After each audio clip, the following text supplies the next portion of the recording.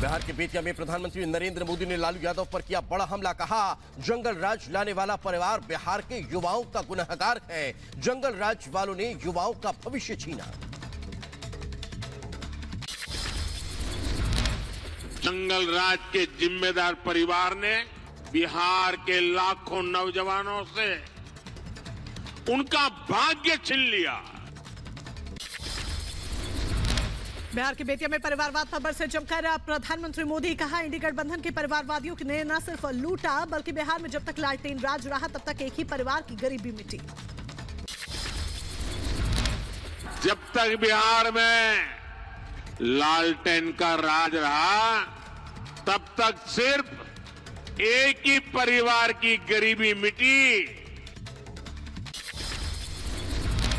बिहार के बेतिया को प्रधानमंत्री नरेंद्र मोदी ने दी विकास की सौगात। 12,800 करोड़ की रेल, सड़क, पेट्रोलियम और प्राकृतिक गैस से जुड़े कई योजनाओं का लोकार्पण और शिलान्यास किया। कहा, इससे युवाओं को मिलेगा रोजगार। सबसे अधिक लाभ उन नौजवानों को होगा जो अभी रोजगार करना चाहते हैं, जो स्कूल कॉलेज में पढ़ रहे हैं।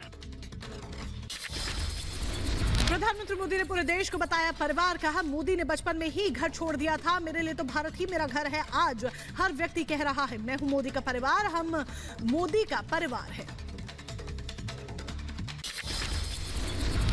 पीएम मोदी ने इंडी गठबंधन पर जमकर बोला हमला। कहा, इंडी गठबंधन वालों को पता है वो चुनाव में कहीं नहीं टिकने वाले हैं। अपनी हार तय मानकर वो प्रभु राम और राम मंदिर के खिलाफ बोल रहे हैं। उनको पता है अब वो कहीं के रहने वाले नहीं हैं और अपनी हार तय देख इंडी गठबंधन के निशाने पर खुद भगवान राम भी आ गए हैं। उत्तर प्रदेश के कैबिनेट मंत्री ओम प्रकाश राजभर के बदले तेवर। कहा, मेरे पास वो ताकत है जो मुख्यमंत्री के पास है। दिल्ली बीजेपी मुख्यालय में महाराष्ट्र कोर ग्रुप की बैठक। आज लोकसभा चुनाव में महाराष्ट्र के उम्मीदवारों के नामों पर होगी चर्चा।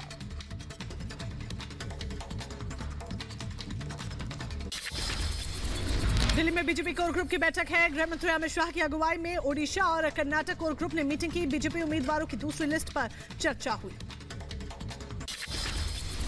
तो बीजेपी कोर ग्रुप की बैठक के बाद बोले ओडिशा के सांसद, ओडिशा की सभी सीटों पर चर्चा हुई है। आखिरी फैसला केंद्रीय नेतृत्व लेगा।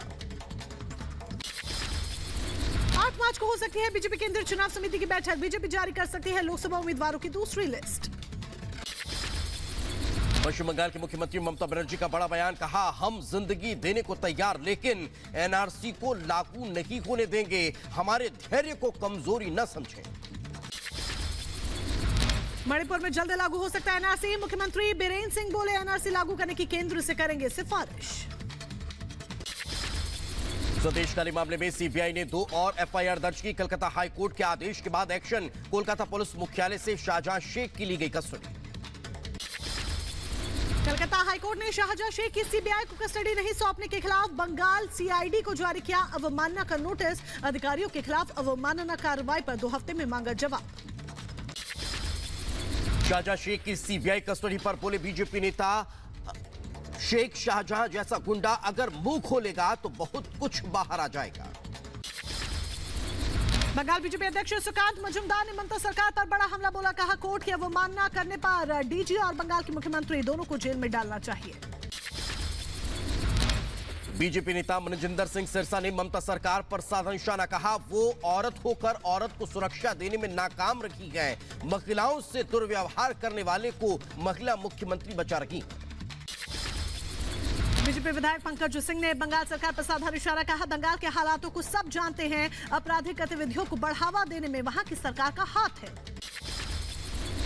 उत्तर प्रदेश के रायबरेली में राहुल देव सिंह बीजेपी में हुए शामिल। कांग्रेस छोड़कर बीजेपी का थामा दामन। मंच से सभा को संबोधित करेंगे, बल्कि करोड़ों के विकास कार्यों की सौगात श्रीनगर की जनता को देने वाले हैं।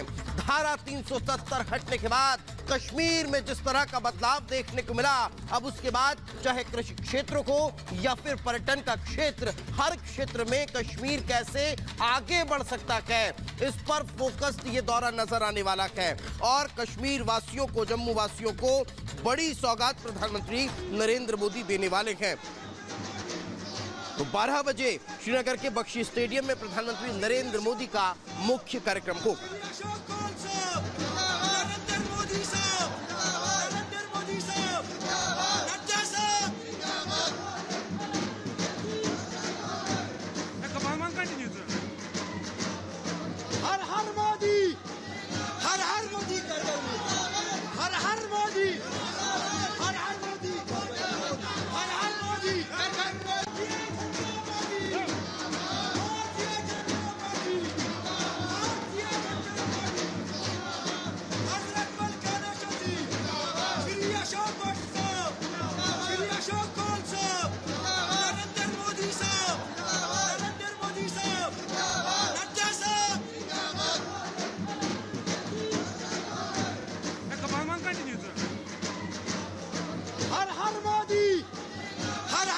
तो ये तस्वीरें आप देख रहे हैं, लोगों के जोश में कमी नहीं है। हर हर मोदी, घर घर मोदी के नारे लगातार लगा रहे हैं और लोग यहाँ से देखिए आगे निकलते हुए ये बता रहे हैं कि किस कदर लोगों की जो हुजूम है वो संख्या कितनी ज्यादा है और ये वो संख्या है जो पीएम मोदी का स्वागत करने के लिए एकदम तैयार है।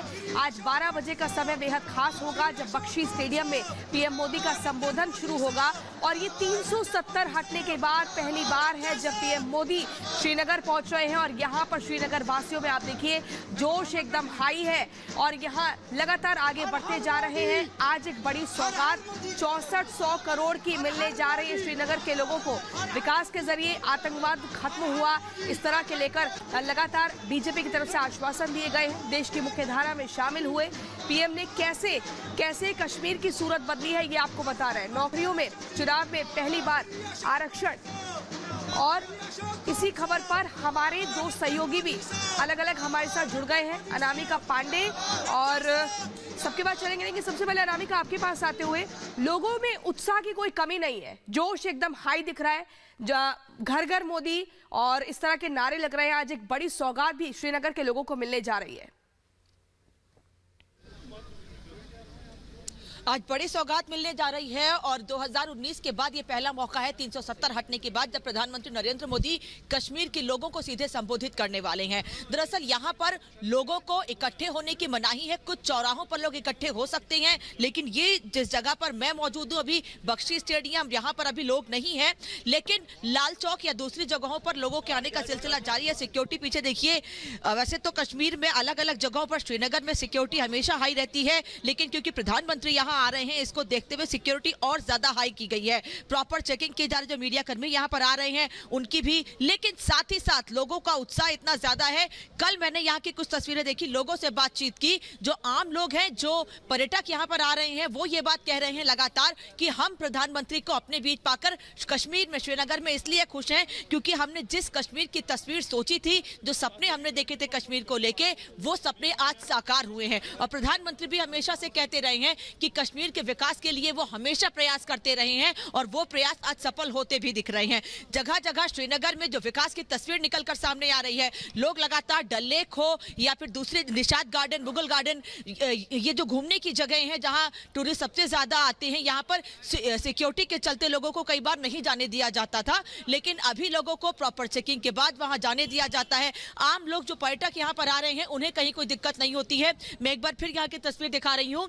अभी थोड़ी देर के बाद हम बख्शी स्टेडियम, जहां पर प्रधानमंत्री को कश्मीर के लोगों को संबोधित करना है, बड़ी सौगात देनी है, किसानों को बड़ी सौगात देनी है और ये बताना है कि कैसे जम्मू कश्मीर के विकास के लिए सरकार लगातार प्रयास कर रही है और आने वाले समय में जम्मू कश्मीर की तस्वीर यहाँ किस तरह से बदलेगी, यहाँ मैसेज किस तरह से जा रहा है। पिछले दिनों यहाँ G20 की बैठक का आयोजन भी हुआ था। जानकारी आप दे रहे हैं, उसके बाद मीनाक्षी के पास भी चलेंगे, लेकिन पहले अपने दर्शकों को हम बिग वॉल के जरिए बता दें कि आज कितनी बड़ी सौगात मिलने जा रही है। पीएम की बड़ी सौगात देखिए, विकसित जम्मू कश्मीर में पर्यटन अर्थव्यवस्था के विकास की योजनाओं का आज यहाँ पर शिलान्यास होगा। इसके अलावा 5,000 करोड़ रुपए का कार्यक्रम भी यहाँ पर जो है वो देखने को मिलेगा। 1400 करोड़ रुपए की लागत से बनकर स्वदेश दर्शन प्रसाद योजना का यहाँ पर आज शिलान्यास किया जाएगा। वहीं पर्यटन क्षेत्र की योजनाएं, जिसमें श्रीनगर और हजरत बल का विकास, जिसका जिक्र आज होगा, तो हमें इंतजार 12 बजे का करना होगा। दोपहर 12 बजे का वो समय जब बख्शी स्टेडियम में पीएम मोदी का संबोधन शुरू होगा। और दोबारा से एक बार चलते हैं ग्राउंड जीरो पर। अनामिका पांडे हमारे साथ बनी हुई है। अनामिका, और क्या कुछ जानकारी आपके पास? प्रियंका, प्रधानमंत्री नरेंद्र मोदी सबसे पहले जब श्रीनगर के